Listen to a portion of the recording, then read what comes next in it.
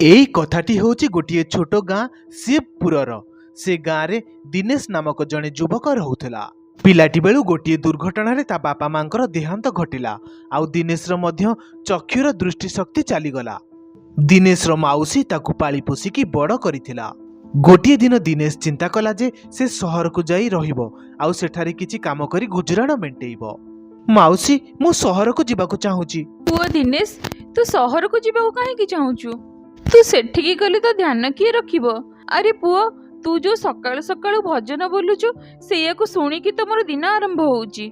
किंतु माउसी मु सुनिछि जे सहर रे आम भली अंध लोक मानक पई किछि ना किछि काम निश्चित मिली जाए। आउ गाँ रे तो मु दिन सारा केवल गीत ही गाउथाए। माउसी कोन एमिति गीत गाइगे आम गुजराण मेंटी परिबो? सेठु कोन हैला पुओ, जहाँ हेले भी तू गाँ रे रह। एपर्यंत भगवान आमको जेमिति चली आछंती आगुको मध्य सेमिति गुजराण मेंटेई दबा। ठीक अछि माउसी, जेमिति तमे कहिबो। एमिति कहिकी दिनेश सोइबाकू चलीगला। अधा राति रे जेतेबेले पूरा गाँ सोई पड़िथिला सेतेबेले दिनेश लुचि लुचि उठी पड़िला। आउ दिनेश एकुटिया ही सहर आड़कू चलीबाकू लागिला। आउ एमिति चाली चाली से सहर रे जाई पहुंची गला। दिनेश को सेतेबेले जोरदार भोक लागुथला। ता पॉकेट रे किछि टंका थिला। सेथिपाई से किछि खाद्यर अन्वेषण रे चलीबाकू लागिला। एठी कोन किछि खाइबा पई दुकान अछि? दिनेश जणे लोक को पचारिला। ए कोन तुमको खाइबा दुकान को जिबार अछि? हाँ भाई मु देखि पारे नाही, सेथिपाई तमे मते कोन खाइबा दुकान पर्यंत पहुंचै परिबो? ओ काहेकि नुहे, मो हाथ धरि पकाओ, मु तुमको से दुकान पर्यंत नै जिबि। तापरे से लोक दिनेश ठारू टंका नै चली गला, किंतु आउ फेरी आसिला नाही। हे भगवान, से लोक ए पर्यंत फेरिला नाही। से आउ कोन मोर सब टंका नै पळैलानी तो? मो पाखरे आउ किछि भी टंका नाही। मु से लोक को खोजिबाकू कुआडे जिबि जे? दिनेश ता बसिथिबा जागारू उठी पड़िला। आउ चाली चाली रास्ता कड़े जाई पहुंची गला। सामनारू गोटे गाड़ी बहुत तेज रफ्तार रे माड़ी आसुथिला। सेतेबेले गोटे हाथ दिनेश को गोटे कड़ को भिड़ी नेला। अरे भाई तमे अंध होई गलन ना कोन? एबे से गाड़ीटा तुमको उड़ेई की चली जाई थांता। हाँ भाई मु जणे अंध लोक। कोन हैला? देखो भाई मते क्षमा करि दियो। मु जानि नथिली जे तमे देखि पार नाही बोली। किंतु तमे एठी कोन करूचो? भाई जणे लोक मो टंका सब नेई की पळेइला। मु ताकू किछि खाइबा आनी देबा लागि किछि टंका देइथिली। तापरे दिनेश कमलेश को निज विषय रे सब किछि कहिला। सब किछि जानिबा परे कमलेश दिनेश को निज घर को नेई गला। आउ ताकू किछि खाइबा पाई मध्य देला। देख दिनेश मु भी एठी एकुटिया रहे। आउ जदि तमे चाहिबो मो सहित रही पारिबो। किंतु कोन मते एठी किछि काम मिली पारिबो? हाँ किंतु एठी भल हट्टाकट्टा लोक माने तो सेमिति खाली हाथ रे बुलुछंती। तापरे तमको किए काम दबो? आउ तमे कोन करूचो? मु दिन रे दुकान मानकरे हिसाब निकास करे। आउ राति रे पाठ पढ़े। मु बैंक मैनेजर चाकरी पाई प्रस्तुति चलैछि। दिनेश आउ कमलेश एमिति किछि समय पर्यंत कथाबार्ता हेबा परे चुपचाप जाइकी सोई पड़िले। तापर दिन सकाळु सकाळु कमलेश निज काम को जिबा समय रे दिनेश को आसी कहिला, देख दिनेश मु खाइबा तैयारी करिकी रखी देइछि, तमे दिन रे खाई नबो। एमिति कहि कमलेश सेठारु चली गला। दिनेश भी किछि समय परे बाहर को चली गला। से चिंता करुथला जे से एबे करिबो कोन। से लोक मानक पाखको काम पाई जाउथला, किंतु लोक माने जेमिति जानिबाकू पाउथले जे से देखि पारु नाही बोली ताकू काम दबा पाई समस्ते मना करि देउथिले। एबे मु कोन करिबी? मते तो केही भी किछि काम देउ नहंती। एबे मु गाँ को भी को मुह नै कि फेरिबी। थकी जाई दिनेश सेठी बसी पड़िला। आउ किछि समय परे से घरे जाई पहुंची गला। सेतेबेले को कमलेश भी घर को आसी पहुंची जाइथिला। दुई जण सांग किछि समय कथा हेबा परे खाइबा खाइकी सोई पड़िले।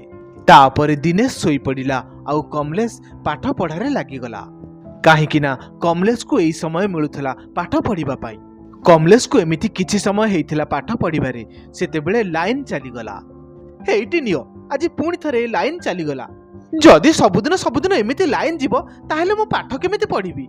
कमलेश किछि समय बसिकी एमिति अपेक्षा कला आउ तापरे चुपचाप जाइकी सोई पड़िला। तापर दिन सकाळु सकाळु कमलेश बाहरी पड़ी निज काम को चली गला। आउ जाऊ जाऊ दिनेश को कहिला, अच्छा दिनेश मु काम को जाउची, तमे निजरा। कमलेश काम को चली जिबार किछि समय परे दिनेश मध्य काम अन्वेषण रे बाहरी पड़िला।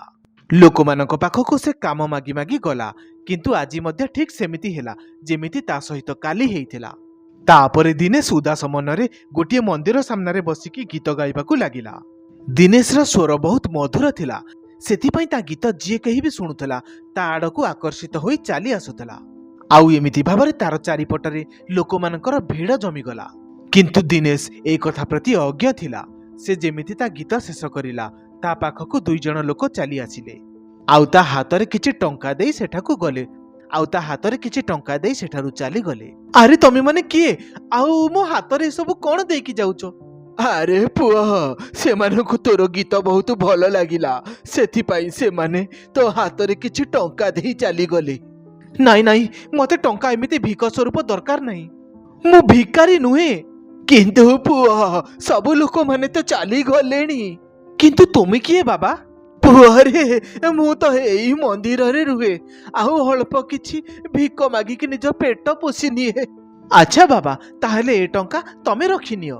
ଦିନେଶ ଏବେ ସବୁ ଟଙ୍କା ସେ ବୁଢା ବାବାକୁ ଦେଇ ଏବେ କମଲେଶ ଘର ଆଡକୁ ଚାଲିଗଲା। ତାପରେ ଦିନେଶ କମଲେଶକୁ ଦିନର ସବୁ ଘଟଣା କହିଦେଲା। ଆରେ ଦିନେଶ, ତମେ ତାହେଲେ ଗୋଟେ ଜିନିଷ ମତେ ସଫା କୁହ, ତମେ କଣ ଏତେ ସୁନ୍ଦର ଗାଇପାର?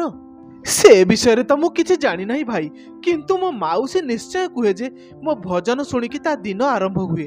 ଏମିତି ଭାବରେ ଦୁଇ ସାଙ୍ଗ କଥା ହଉ ହଉ ରାତି ହେଇଗଲା ଆଉ କମଲେଶ ପାଠ ପଢାରେ ବସିଲା। ଆଜି ଦିନେଶ ମଧ୍ୟ କମଲେଶ ପାଖରେ ବସିଥିଲା। ସବୁଦିନ ପରି ଆଜି ବି ପୁଣି ଲାଇନ କଟିଗଲା।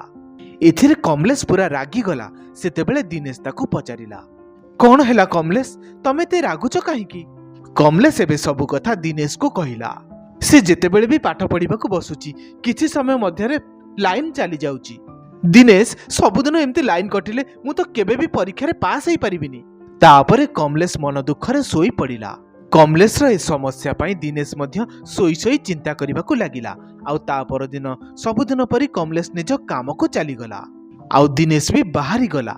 ଦିନେଶ ଏସବୁ ଚିନ୍ତା କରି ସେ ମନ୍ଦିର ପାଖରେ ଯାଇ ପହଞ୍ଚିଗଲା, ଯୋଉଠାରେ କି ତାକୁ ଏବେ ପୁଣି ଥରେ ସେ ବୁଢା ବାବା ମିଳିଗଲେ। ସେ ବୁଢା ବାବା ଦିନେଶ ପାଖକୁ ଆସିଲେ ଆଉ ଦିନେଶ ତା ସାଙ୍ଗ କମଲେଶର ସବୁ ସମସ୍ୟା ସେ ବାବାଙ୍କୁ କହିଲା। ଏ କଥାର ତ ଗୋଟିଏ ମାତ୍ର ସମାଧାନ ଅଛି, ତମେ ବ୍ୟାଟେରୀରେ ଚାଲୁଥିବା ଲାଇଟ୍ କିଣି ନିଅ। ଆଉ ସେଥିପାଇଁ ଅଳ୍ପ କିଛି ଅଧିକ ଟଙ୍କାର ଆବଶ୍ୟକତା ଅଛି। ଆଉ ହଁ, ତମେ କାଲି ପରି ମନ୍ଦିର ସାମ୍ନାରେ ବସି ଗୀତ ଗାଅ। ତାପରେ ତମେ ଦେଖିବ 2-3 ଦିନ ଭିତରେ ତମ ହାତରେ ସେତିକି ଟଙ୍କା ହେଇଯିବ ଯେ ତମେ ତମ ସାଙ୍ଗ ଲାଗି ଲାଇଟ୍ କିଣିପାରିବ। ସେ ବୁଢା ବାବାଙ୍କ କହିବା ଅନୁସାରେ ଦିନେଶ ମନ୍ଦିର ସାମ୍ନାରେ ବସିକି ଗୀତ ଗାଇବାକୁ ଲାଗିଲା। ତାପରେ ଲୋକମାନଙ୍କ ଭିଡ଼ ଜମିବାକୁ ଲାଗିଲା ଆଉ ସେମାନେ ସମସ୍ତେ ଦିନେଶକୁ ଟଙ୍କା ଦେଲେ। କିନ୍ତୁ ଆଜି ଦିନେଶ ସେ ଟଙ୍କା ନିଜ ପାଖରେ ରଖିନେଲା। ଏହିପରି ଭାବରେ ସେ ସବୁଦିନ ମନ୍ଦିର ସାମ୍ନାକୁ ଆସି ପହଞ୍ଚୁଥିଲା ଆଉ ଗୀତ ଗାଉଥିଲା। 4 ଦିନ ମଧ୍ୟରେ ଦିନେଶ ପାଖରେ ସେତିକି ଟଙ୍କା ହେଇସାରିଥିଲା ଯେ ସେ ବ୍ୟାଟେରୀ ବାଲା ଲାଇଟ୍ କିଣିପାରିବ। ଏବେ ସେ ବାବାଙ୍କ ସହିତ ଯାଇକି ବ୍ୟାଟେରୀ ବାଲା ଲାଇଟ୍ କିଣି ନେଲା। ଆଜି ଦିନେଶ ମଧ୍ୟ କମଲେଶର ପୂର୍ବରୁ ଘରେ ଯାଇ ପହଞ୍ଚିଗଲା। କିଛି ସମୟ ମଧ୍ୟରେ କମଲେଶ ମଧ୍ୟ ଘରେ ଆସି ପହଞ୍ଚିଗଲା। ତାପରେ 2 ସାଙ୍ଗ ଖାଇବା ଖାଇନେଲେ ଆଉ ରାତି ହେବା ମାତ୍ରେ ପୁଣି ଥରେ ସବୁଦିନ ପରି ଘଟଣା ଘଟିଲା। କମଲେଶ ପାଠ ପଢିବାକୁ ବସିଲା ତ କିଛି ସମୟ ପରେ ଲାଇନ ଚାଲିଗଲା ଆଉ ଚାରିଆଡେ ଅନ୍ଧକାର ଛାଇଗଲା। କିନ୍ତୁ ହଠାତ୍ ଆଲୁଅ ହେବାରୁ କମଲେଶ ଚମକି ପଡିଲା। ସେ ଦେଖିଲା ଯେ ଦିନେଶ ହାତରେ ଗୋଟିଏ ବ୍ୟାଟେରୀ ବାଲା ଲାଇଟ୍ ଧରି ଠିଆ ହୋଇଥିଲା। କମଲେଶ, ଏବେ ତମକୁ ଚିନ୍ତା କରିବାର ଆଉ କୌଣସି ଆବଶ୍ୟକ ନାହିଁ। ଯେତେବେଳେ ଲାଇନ ଚାଲିଯିବ ତମେ ଏଇ ବ୍ୟାଟେରୀ ବାଲା ଲାଇଟ୍କୁ ଲଗେଇକି ପାଠ ପଢିପାରିବ। ଦିନେଶ, ତମେ କିନ୍ତୁ ଏ ଲାଇଟ୍କୁ ଆଣିଲ କୋଉଠୁ? ଆଉ ତମ ପାଖରେ ସେତିକି ଟଙ୍କା ଆସିଲା କୋଉଠୁ? ଦିନେଶ ଏବେ କମଲେଶକୁ ସବୁ କଥା କହିଦେଲା। ତାପରେ କମଲେଶ ଦିନେଶକୁ କୁଣ୍ଢେଇ ପକେଇଲା। ସେଇଦିନ ଠାରୁ କମଲେଶ ସବୁଦିନ ରାତିରେ ଭଲ ଭାବରେ ପାଠ ପଢିପାରିଲା, କାହିଁକି ନା ଏବେଠାରୁ ତାର ବିଜୁଳି ଚାଲିଯିବାର ସମସ୍ୟା ସବୁଦିନ ପାଇଁ ଦୂର ହୋଇସାରିଥିଲା।